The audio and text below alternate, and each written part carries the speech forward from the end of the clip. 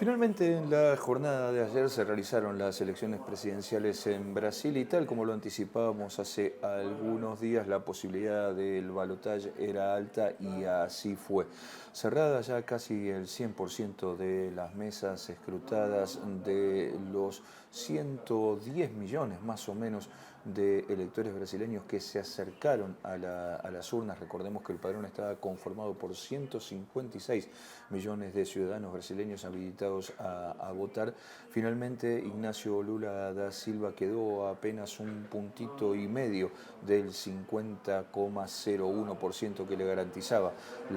el triunfo en primera vuelta y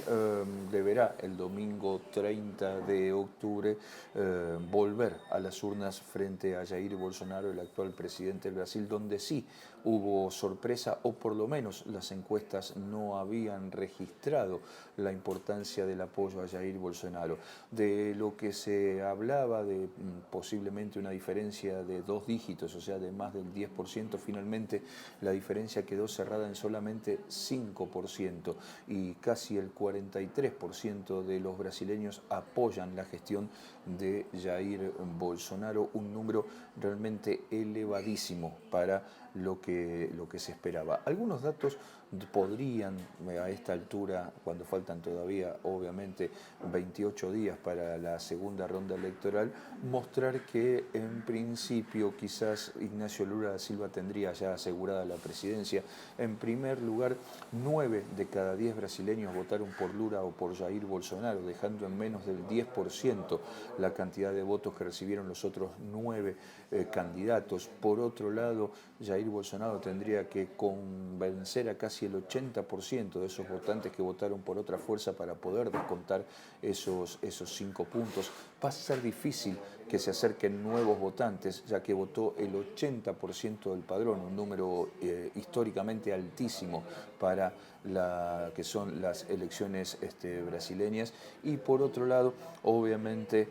cierta desmovilización que siempre se produce a veces entre la primera y la segunda vuelta, más que convocar a más movilización, por lo general lo que se produce es una desmovilización y en la segunda vuelta termina votando menos gente que en la primera. Bueno, lo cierto es que quizás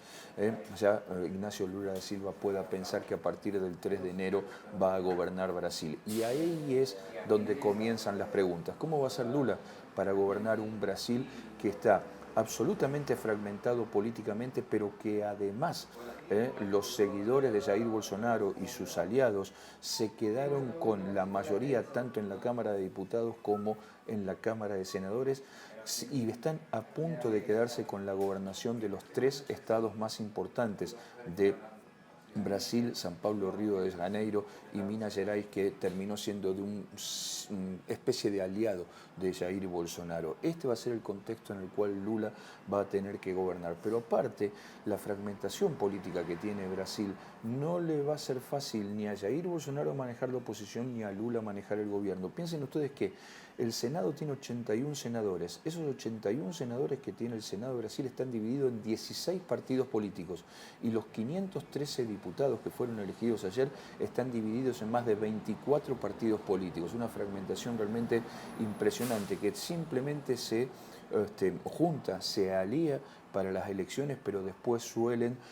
muchas veces actuar en forma independiente dentro de la Cámara, que fue lo que pasó en su momento, por ejemplo, con el juicio político a Dilma Rousseff. Lo cierto es que también hay otro dato de análisis importante y la gran pregunta es, después de la muy buena elección que tuvo Jair Bolsonaro, si los fenómenos de representantes de casi extrema derecha, con ideas muy cercanas a la extrema derecha, que se está viendo fuertemente en Europa, también llegó a América Latina para quedarse y va a haber que reconfigurar la discusión democrática también en esta región. El masivo apoyo que obtuvo Jair Bolsonaro con casi 40 puntos, los fenómenos, como ya dijimos hace un tiempo, de Parisi en Chile, de Milei, de Esper, incluso hasta el discurso de Patricia Bullrich aquí en la Argentina, parecen marcar que hay un nuevo fenómeno político que ha llegado para quedarse en la región y que habrá que empezar a estudiar seriamente y empezar a imaginar cómo se construye una convivencia democrática